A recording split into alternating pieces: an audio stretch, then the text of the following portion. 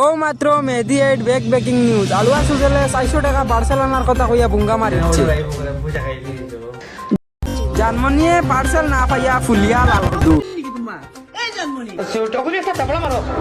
তাই কইছে সারাদিন গুফর খাইয়া পেটিও বানাই দিছে চিড়িয়াখানা। গতিকে আলুয়া সুজলে আরো সারে খুশ করবার লাগে আরো 500 বুঙ্গা মারিচ্ছে।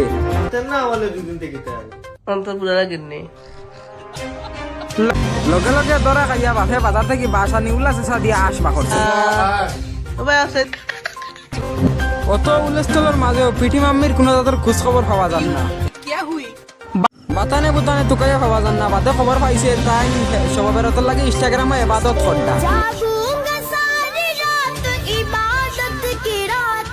লগে লগে অনিল ভাই জানাইছেন তোমরা সবাই তোর দিন চিহ্ন জগাত করতা, তোমরা মায়ের করতা। তোমরা মানুষ নিলা জানোয়ার দে, আমি কিছু বুঝি আর না। তোমরা না চিহ্ন জগাত হতা শৃঙ্খলা একটা করো না তোমরা।